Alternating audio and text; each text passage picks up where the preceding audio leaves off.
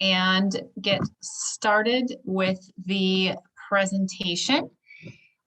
If you have been here for these past two panels, you have heard many students talk about the skills that they get from sociology, but I often feel that those discussions end up being abstract skills, and often when you're sitting there in front of your computer trying to write your resume, it's hard to translate those abstract skills into what you actually write on a resume.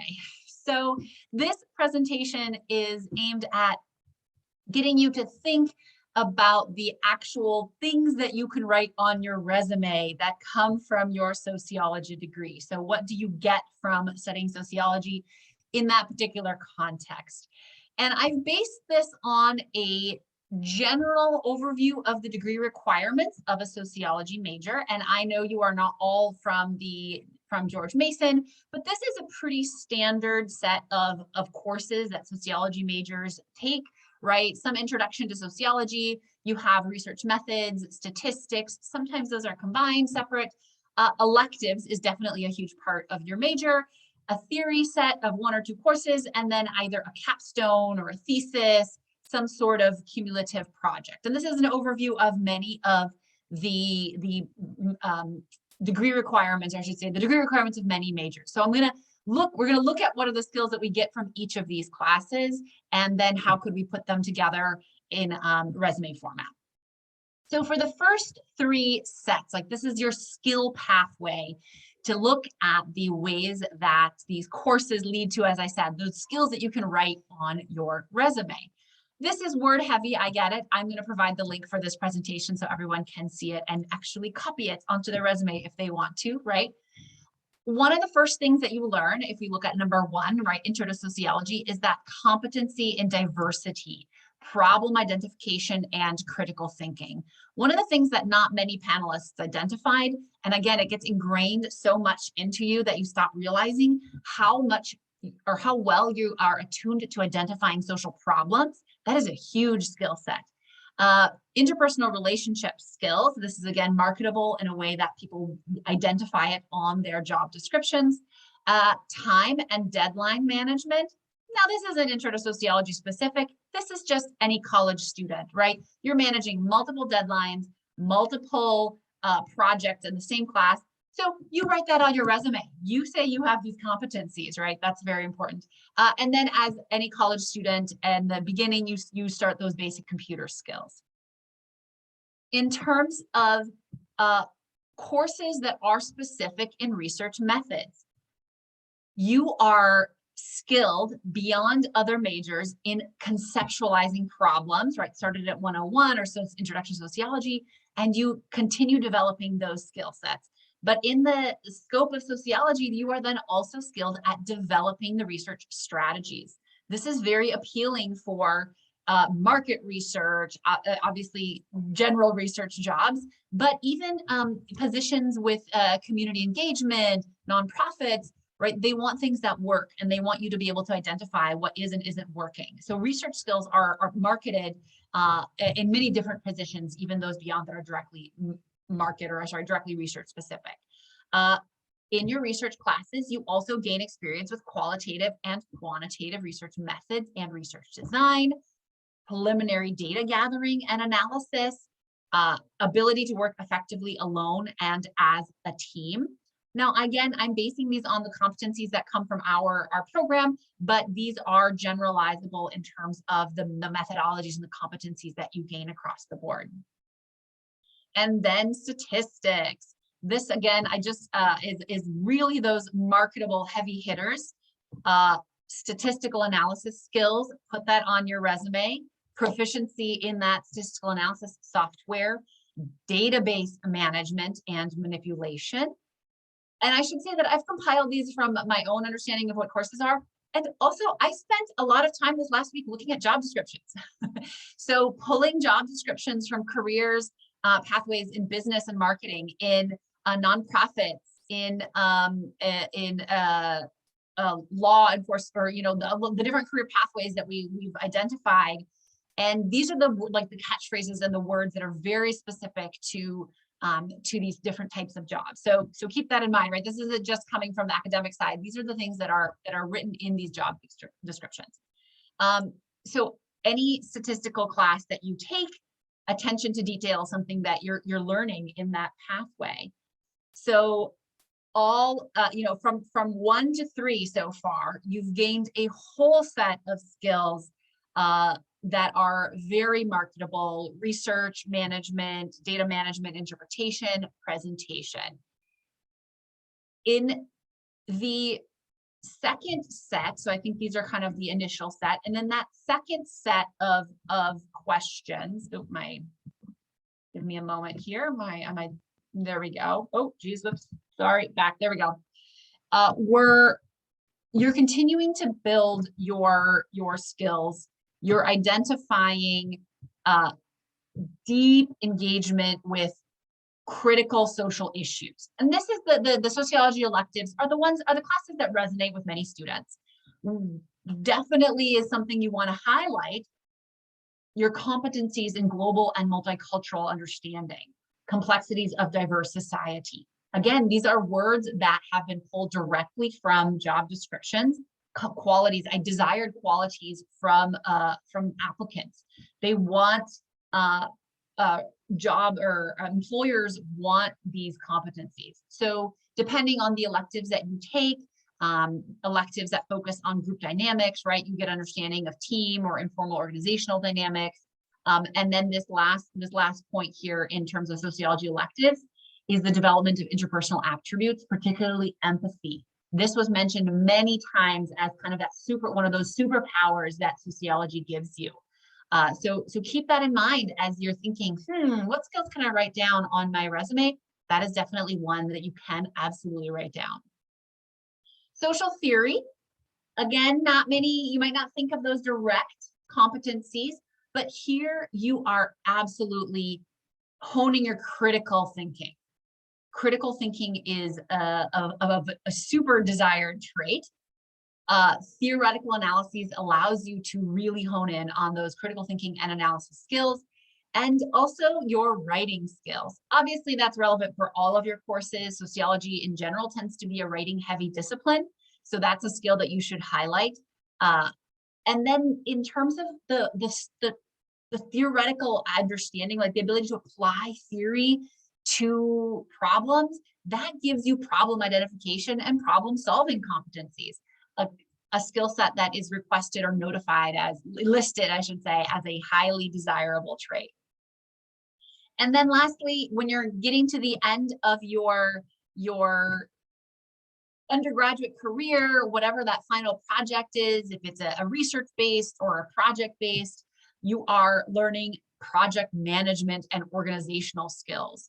You have managed to not only your entire academic career, but usually with these bigger projects, it does require lots of time, strategizing how to complete things along the way that allows you to list that as one of your core competencies.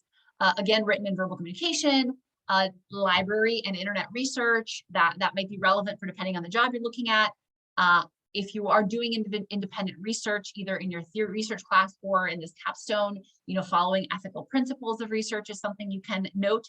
And then quantitative and qualitative data analysis, if that's part of the elements that are relevant for your class. And so then when you are, you're not going to be listing all of these individually in your resume. So you can highlight, I kind of put this is the highlight reel of the skills that you learn in these 3 sets. And so the interpersonal and communication skills are that top thing, I think that comes top of mind, I think is what I mean. And your strong interpersonal relationships, excellent written communication, that global multicultural understanding. But then that underlying foundation is our ability to identify problems and the organization that comes from managing projects, research projects. So that's a second set, that's a foundational skill set.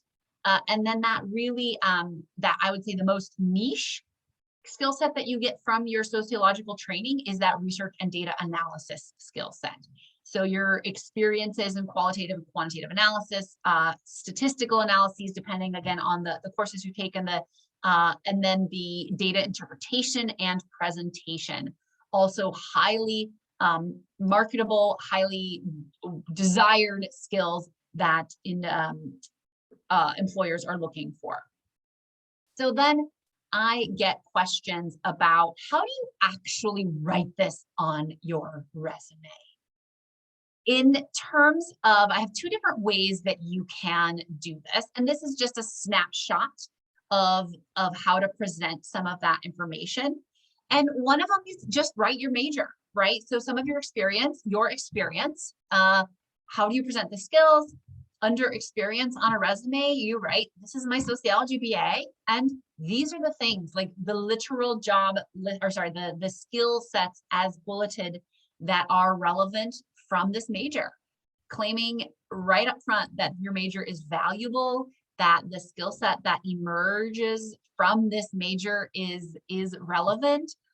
So yeah, list it there and note the experience that comes from it, your research experience, analysis, data analysis, project management, interpersonal communication, presentations, all the things that are relevant. Keep that as up at front and center on your resume. Another way that you can present your data, your skills on your resume, is through project. So I call this the project profile. You will all have done projects, research projects in your elective classes, in your research methods classes, maybe your stats classes, also your theory class. All of these have, and as well as your capstone, but you can then itemize those, essentially listing, hey, look at the title of this project I did, if the title is relevant. Often if you're trying to apply to a particular organization that is, let's say you're interested in housing, you did this project on housing, absolutely list that, the name of that project, what you did, identify the types of things that you did for that, right? You did you managed that project, you managed a team, maybe it was a team or you worked collaboratively with a team, you did the research, you analyzed the data, you gathered the data and analyzed it. So that's a different way that you can. And in terms of experience, you can include these projects along with internships, along with jobs. Often coming out of school, you don't have this long list of jobs you've done. So itemizing every career that you've had, every different job, might not be the best way to showcase your skills. Instead, showcasing, look at this diverse experience that I've had. Yeah, I've had some paid employment, but I've also had these really important experiences in classes. And you can list, right, the different semesters that you've done those projects in. Okay, so this is the project I did this semester, and these are the things that I did. This is a project I did this semester, and these are the things I did. So a different way of showcasing in ways that go beyond that simple, listing the different jobs that you've had since you were 15, especially if they're not relevant to the type of work you're trying to get into. In terms of next steps, and the reason I say next steps is because if you've done nothing except for come out of school with your major, that's awesome. You have built a skill set, you have built a set of skills that are really relevant, but you're also going to want to think critically about supplementing, or specifically what courses go get you the skills. So based on the career plans, even if they're a little vague, what specific electives or supplemental courses can you add? In terms of minors, what specific supplementary minors might, you're interested in criminal justice, what about a minor in forensics? You're interested in maybe going into law, what about a minor in legal studies? You're interested in user consumer experience, what about a minor in marketing or human resources? So those are additional and supplemental ways to increase your marketability. Internship and research, that's definitely highlighted throughout our panelists. So I won't expand upon there too much, but just remind you that that is something that you can then supplement your skill set, use to supplement your skill set. And then that last set of considerations in terms of what other experiences might be relevant for that particular career that you're interested in. And specifically, the tools you can use is, we have this new resource that, at least on I've listed the website right there, George Mason website for careers. We've highlighted a set of career pathways that are relevant. I saw questions throughout the panels where students were like, I just don't know what to even go into. I haven't really thought about those different pathways. So we have links to each of these different pathways. So if you were thinking of, business as not really relevant to sociology, it absolutely is. It's one of the top 5 career paths that sociology majors go into. It's business. Thinking about law, not really relevant? Nope, wait, absolutely is. And so in each of these career pathways, there are job listings to give you a heads up on how do I even start these job searches. Well, go to this page, click on the one of these links, and put the job titles in Indeed or an Idealist, like the job search engines, or Handshake. If put those actual titles into those positions to help get you a head start on where to start from. And then again, in terms of classes and minors, while this is particularly relevant to Mason, broadly speaking, those types of classes and minors are relevant for all of, beyond our particular university. And so on those web pages, there's also strategies for success, highlighting what specific job posting sites would this career be most likely, would jobs in this career be most likely to be presented in, and what types of maybe certifications or software should I be looking into if I'm interested in this career? How could I make myself that much more marketable? I have the skill set from my major. I've sought out these additional experiences. I've got these additional certifications. Collectively, you're going to knock it out of the park. These are the types of things that really make a difference. When you put it all down, you will see you do have the skills and you are impressive. So while that imposter syndrome is real, when you start writing down the items, make a collective list of really what you have learned, you will find out that it is very impressive. So in conclusion, you can contact me if you want any additional information on this. I know that was a fast overview. I do want to allow enough time for everyone on their presentation. But I will make sure that this presentation is available, that Nathaniel has a copy to email and include for everybody who was present or who wants additional information. 100%. Dr. Storelli, thank you so much. I really do appreciate that presentation. That was super awesome. So now we're going to move on to Nailah. Nailah, are you available? Let's see here. Awesome. Here we go. Yes, I am. Thank you. Wonderful. And I will pass it on to you. Thank you guys so much. Okay, no problem. All right, let me go ahead and share my screen. Just give me 1 second here.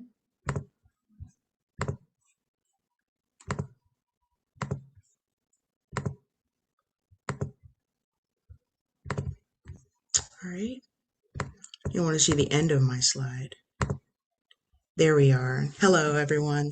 My name is Nailah Russell, and as Nathaniel said, I currently work at NORC at the University of Chicago as a research associate 2 in healthcare programs.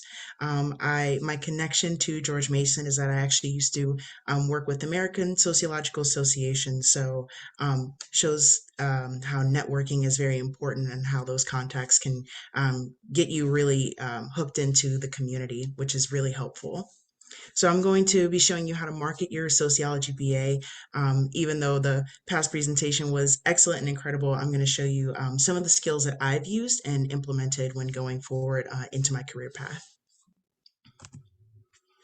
So the first slide, which was actually contributed by Dr. Aaron Green at the American Sociological Association, is just, again, highlighting those skills that you have as sociologists.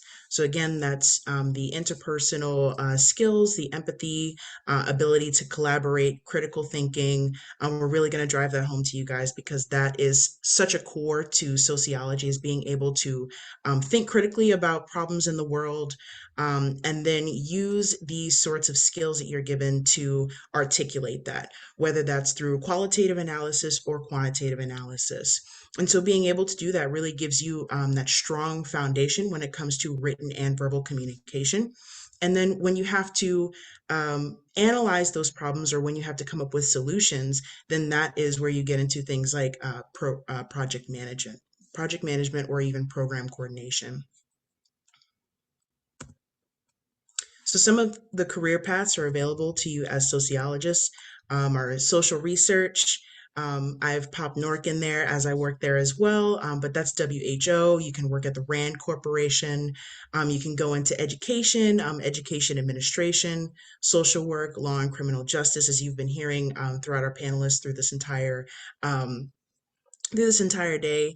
Urban planning and development, public and community health. Again, I do health research. That was something that I was very, very interested in. I was asking questions like about health access and equity when dealing with health resources. And again, as Carmen touched on in the first panel, my awareness as a Black woman sort of led me to be aware of the challenges to Black maternal health and equity in that arena. So that is something that kind of pushed me into doing health research. So again, think about those questions that are important to you, and then think about them in a variety of different ways, and you can really sort of see these career paths unfold. So you can get into housing, nonprofits, as everybody has been talking about, doing market research, public relations, diversity, equity, and inclusion, as Bito was talking about earlier, human relations, and then project management. So the important question, how do I leverage my sociology background? So again, you want the important tools that you'll need when it comes to career searching and launching into that. So your resume, your cover letters, yes, I put an S because you'll need multiple, your references, any letters of recommendations, and other networking tools. So this is just kind of a snapshot of my current resume. And just like you may have multiple cover letters, you might also have multiple resumes, which is something that I definitely had when I first graduated. So as you can see, I have, when I graduated, I have highlighted coursework that I felt would be relevant to a lot of the jobs that I was applying to. So that's public policy analysis. Definitely make sure to put your methods on there, quantitative and qualitative analysis. My practicum in social research, and then other courses as well, like gender and the law, women, power, and politics, and any other courses that you feel that will be applicable to you as a sociology major, even if you take them as a part of a minor. So as you can see here, my minors were in global studies and nonprofit and civic engagement studies. I felt that it was a really good way to complement my sociology degree. So having those classes in there was really important. And even putting in things like evaluation writing, that is a really, really important skill that sociologists have, is being able to evaluate programs and making sure that they're doing exactly what they set out to do. And even in being able to evaluate programs, you as a sociologist are set out with skills that will help you put together those sort of pre-assessment tools to say, okay, what are we looking to do? And then how are we going to measure that so we can keep sustaining that impact and that we can build on that impact? And then if you were involved in any, like if you got any awards or honors, I would definitely put that on there. And then even if you might not have had a lot of internship or job experience, don't be afraid to put your extracurricular activities on there, any clubs that you were involved in, and any leadership type of roles that you took while you were on campus. Those extracurriculars are super important. I saw that somebody said during the first panel in the comments about being a musical theater and sociology major. So that is awesome and totally cool. You definitely will get a lot of breadth that way out of your career and things that you're looking for. Just as long as you can tap into your networks and look in the right places. But all the things, even the extracurricular things that you do, when it comes to musical theater, that can be applicable to when you launch yourself into the job market. So for anybody who might be discouraged because they're saying, oh, well, the jobs that I'm getting right now while I'm in undergrad or just coming out of undergrad might not be super related to sociology, or it's really hard to draw on that to draw on that connection. I wanted to show that I have some examples here. For 2 years, I worked as a docent and events representative at a nonprofit organization, so that was already relevant. But one of the things that I did was I worked a lot with other people. And I was actually tasked with looking at other event venues data and then putting that together in a report for business development. So the way that I tried to emphasize that in this bullet point under my job was that I compiled, synthesized, and presented comparative data with other wedding and event venues to support business development.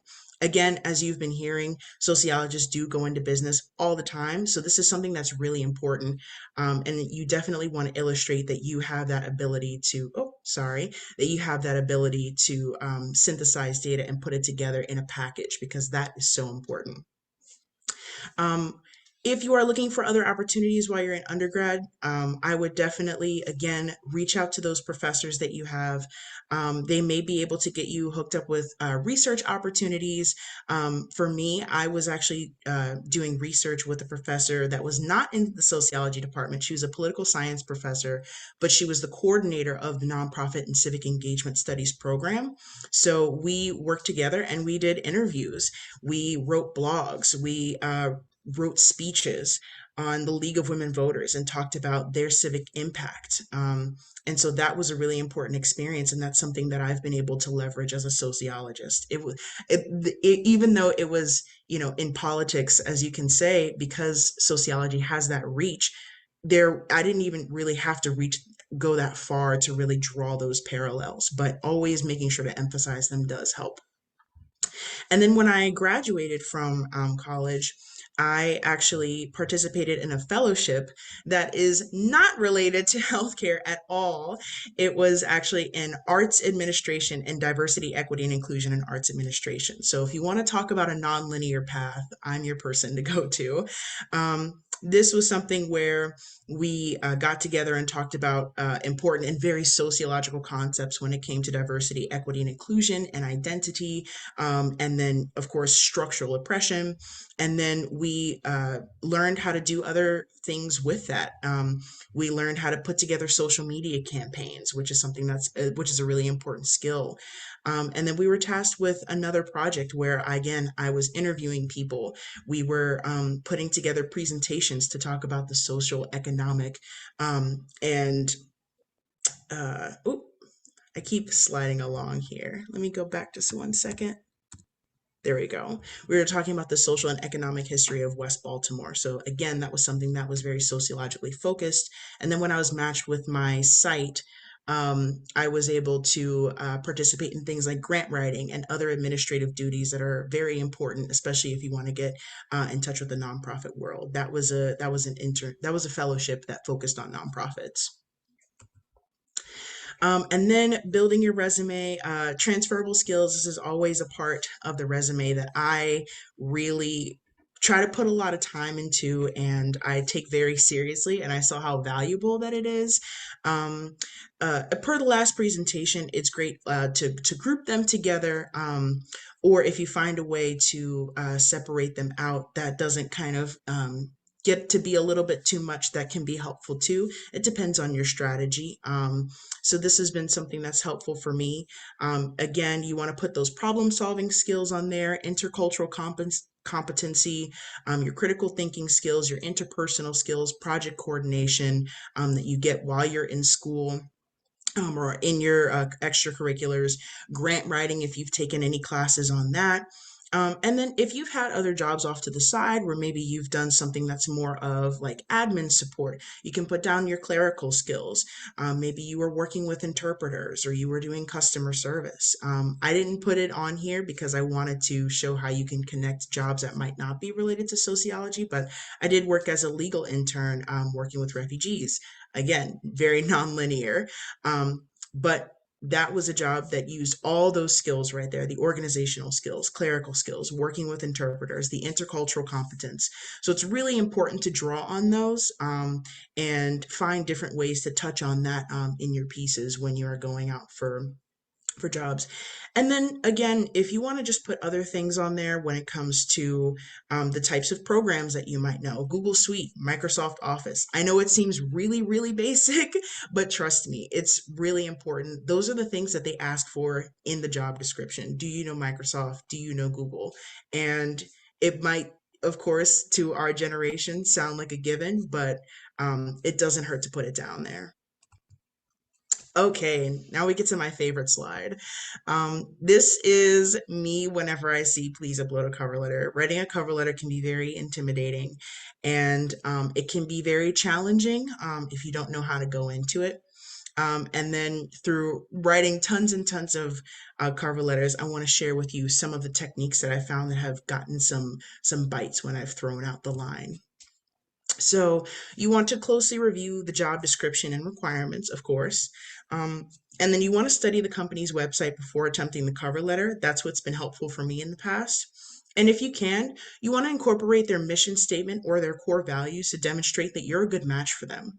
So once you know who they are, what they do, and who they need, use their language to explain who you are, what you do, and why they need you.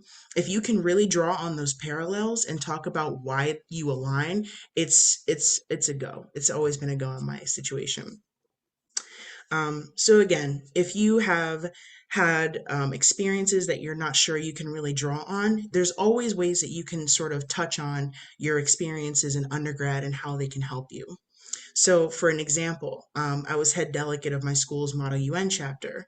So you could say things like, I learned a great deal about how to present and disseminate information, work with others in a cross-cultural context, and lead my group members through partnered work. Boom. Those are excellent skills that will help you on the job. I have no shame. I also worked at Barnes and Noble. And again, you can say things like, I was able to use my sociological knowledge about systemic issues to explain why we offered particular reading materials and engage our customers in a desire to learn more about those issues, which is actually something that I did a lot. Or you can talk about your service learning semester, your experience with rapport building, or working through language barriers or learning a new language, using your sociological lens to listen and understand the complex challenges faced by the communities that you're serving. All of those things are extremely important. And so the next one that I want to touch on is references. As you gather your references, this is a huge part of networking, actually, which we jump into. So definitely stay connected with your professors and make sure you build that positive rapport. Give them ample time to write you a letter of recommendation if that's what you need. And I've always liked giving them a small token of appreciation for their support. But again, asking that one question, going up to the professor and saying, hey, I'm really interested in, studying refugees and healthcare for refugees. Go up to that professor and talk to them about your interests, and they will be more than happy to help you. And then networking, of course, tap into your networks, because that's going to be something that really pushes you forward, as has been mentioned before. So again, you want to use your existing networks, such as professors, your internship sites. And then again, if you're able to get in touch with other people, again, it's hard. I had to do it myself, but most of the time, if you ask people, how did you get started on your path? I'm interested in hearing about how you got into this. I'm interested in doing that as well. People will be more than happy to talk to you. And more often than not, you'll find that people have also had a very nonlinear path. And of course, take a few hours to build up your LinkedIn profile and check in with your career center. But it looks like your career center and your resources are doing a great job at making sure that you can get connected to opportunities. And then when it comes to building your LinkedIn, I would say just make sure you work on your about section, your educational background, work and volunteer experience, again, awards and honors, and your transferable marketable skills. It's kind of like your truncated resume. And then make sure that you follow organizations that you're interested in their work. And then LinkedIn has been doing something now where you can kind of see the path of people who are interested in the same line of work. So try not to compare yourself because imposter syndrome is very real and it can become very discouraging. But if you can sort of look at the ways that they present themselves, that's what you want to take from that. But again, everybody is on their own path. Don't let it discourage you. Don't say, oh my gosh, I haven't had 600 jobs yet. It's okay. Like, most likely you're kind of just getting started into this, and that's totally fine. You have all the time you need to really launch into what you want to do. So if you want to connect with me, here is my LinkedIn. I can also drop it in the chat. And it's been a pleasure to speak with you today. If you have any questions, I'm more than happy to answer them. Thank you. Thank you so much for that super comprehensive, incredible. I don't know. I'm not great with adjectives. That was a really, really excellent presentation. I really do appreciate it. Thank you. So now, just looking at the clock, we've just got a couple. I'm going to look, say 20-ish minutes until 8 o'clock. So I'm going to quickly turn it over to Matt. Matt is from our University Career Services, and I will pass it on to him. Okay. Thank you, Matt. All right, thank you. So as I'm loading this up, all the stuff you've heard so far, absolutely echo it. They're spot on with all the information that they share. That's a lot of what we cover in career services on the regular. I'm going to take this a little bit different direction. We're going to look at it a little bit more from the employer perspective right now, because you've got great advice on how to build your resume, how to network. We're going to talk about what are the employers looking for a little bit more so than just what are you doing while you're at your university. So one tool that we have that's available to anybody through our office, if you use this QR code or you go to this URL right here, is our career readiness guide. It is a nice guide that covers the entire spectrum of the job search process, anywhere from I don't know what I want to do, which is okay, all the way to how do I pick which job offer to select. It has a lot of resume samples so you can build upon what Dr. Storelli and Nailah were talking about. And really be able to practice those things. So I want to make sure that you all know that that resource is out there, is available. A little biased, I think it's pretty good. So that way you can be able to have something on hand to be able to turn to at any point in time. And there's a lot of these little 10-minute challenges in there that are active exercises that you can be able to do that will help you with your job search process, no matter what step you're at. So one thing we want to kind of think about is when you get a career-related question, what do you actually do? And the reason we like to get you to think about this is because your career support system can be very wide. It can be very broad. So this slide is in the context of Mason, but no matter what school you go to, whatever school you might go to in the future, it's going to look somewhat similar to this. We kind of look at ourselves here at Mason as kind of a central hub for all things career, but we don't do it alone, and you shouldn't do it alone either. Faculty members, staff members, your family, other alumni, the employers in the area, we all end up working together, to be able to, build, students build one another into high quality employees, and that includes within the sociology world. Really, nobody goes at it alone. Everybody, works together in an interconnected way. That's how we got invited into this workshop. Our office works with the sociology department regularly, to be able to support students who want to get into whichever career of choice they had. And like all the previous presenters said, you have a lot of options. That's the great thing about a sociology degree, is you can go in so many different directions. So the other thing I want you all to kind of think about and encourage you to do is look at your entire search process is more of an equation. So right now, I imagine a lot of you are working towards earning your degree. Wonderful. School is great. You're getting your degree matters, but it's a little different than it was even in our parents' generation, where a bachelor's degree could be able to put you in fast track, no matter what you want to do with your sociology degree. Now, a lot of people graduate sociology degrees every year. A lot of people graduate other degrees every year. So it's not bad, but we need that and. So our research shows that being able to get 2 practical experiences while you're in school can help ensure that you get a job in the field that you actually want. So kind of thinking about this, with the sociology degree, the tricky part a lot of times is there's not many jobs that are called sociologist, right? So it's kind of thinking about, where do I want to apply this? So your experiences, they could be internships. They could be doing research with a professor. They could be doing a study abroad. They could be being a executive in a student organization. There's a lot of different ways you can be able to gain experience, but we want to be able to show that you have the practical application of all the skills that came up in the previous presentations that you can actually do. A lot of employers, they value your education, but they value a lot more what you bring to the table, what you can actually directly contribute and do for them. And we want to be able to have you show that in your application as a whole. So being able to show them on your resume, in your interview, that you have had these experiences, you've applied your skills, is incredibly helpful.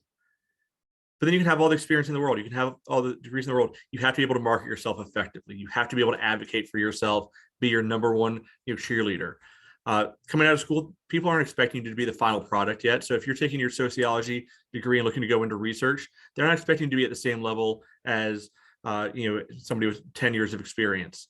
But we need to show that you have the bona fides in place, and you need to be able to show them that you have that self-belief as well, that you can be able to make that contribution right away. And it's this combination of things that is what makes somebody career ready. You can have any one of them individually, but there'll be a little bit of a heavy lift. If you have all of them together, you can be career ready, and you can have a lot of confidence that you'll be able to get into the career with your sociology degree that you actually want.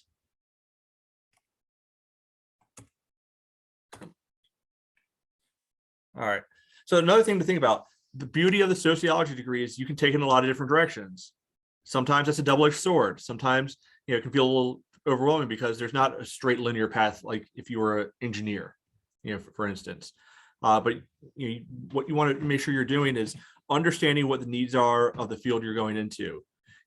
How would you use your sociology background? How would you use those analysis skills in the nonprofit world, as opposed to the arts world? You can use them in both places, but they might apply a little bit differently. The expectations might be a little bit different. So you want to make sure that you are evaluating, not just the job itself that you're looking at, but the field as a whole. So how they like to receive the information. What the timelines are, for when you're applying to these positions. Is it something where jobs are going to come up in the fall before graduation, or right as you graduate? You want to make sure you have that understood, so that way you have you know where to look, and you have a reasonable expectation for what your search should be looking like.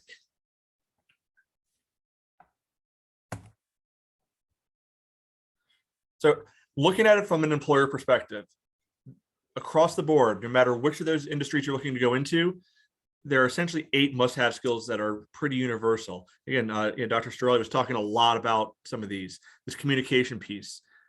Any field you go into with sociology background, you're going to be able to talk about your communication skills, your written communication skills, your verbal communication skills. And every job is going to value this. It's almost always either number 1 or number 2 on the survey of employers of what are the skills that they are most seeking out there. So if you can show that you can be able to write well, you can be able to synthesize that information, you can be able to verbalize it through presentations, it is going to take you farther than you can possibly realize right now. Other things, the critical thinking piece over here. Again, we heard that earlier in the presentation, how that is something that you all develop in your classes on the regular.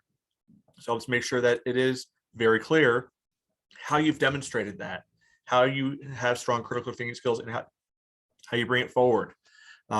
Teamwork, working with technology. It's not, again, technology does not mean you have to be a computer science wizard and know how to code everything yourself, but do you know how to work with technology? Can you be able to utilize a database to be able to store information or manipulate data in some way? Leadership, again, it's not saying that you've been the president of every club on campus. Even class projects, though, have you exhibited leadership in one way, shape, or form? Because every employer is looking for somebody who can be a future leader. So all of these skills are things that are really sought after by employers, and things that, when you're building that resume, you're building off of what our previous presenters talked about, make sure you're folding these things in, because these are the things that employers will absolutely be looking for without even me knowing what job you're applying to. I guarantee you they're going to want these pieces, and you want to be able to showcase how your sociology degree has developed these pieces, and how the experiences that you've gained over the years have developed these skills, in addition to maybe the ones that are specific to the job.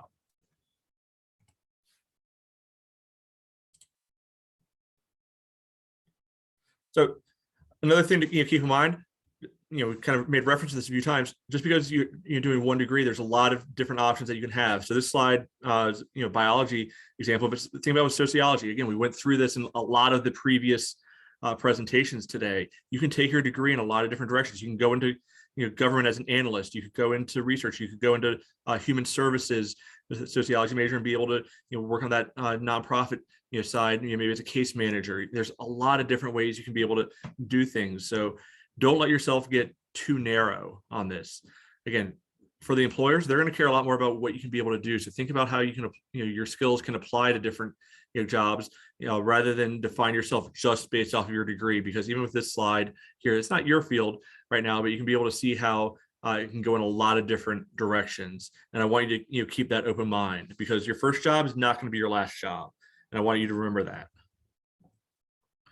So also, real quick, going into the hiring process, you want to make sure you're thinking about the, again, those timelines I was talking about. If you're applying for the federal government, you're probably going to be applying a lot earlier, than somebody who's applying to a nonprofit. Federal government jobs can take upwards of 4 to 6 months to fill sometimes.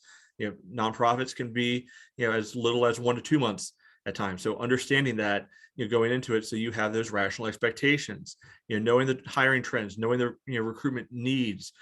Are they currently really looking for somebody with DEI knowledge and capabilities? That's been a hot trend over the last couple of years. Data, being able to have some data knowledge, whether that's within data science, big data, anywhere in that area. If you can be able to show that SPSS, some of those types of tools, that's going to be pretty valuable, most likely, no matter what job you're applying to.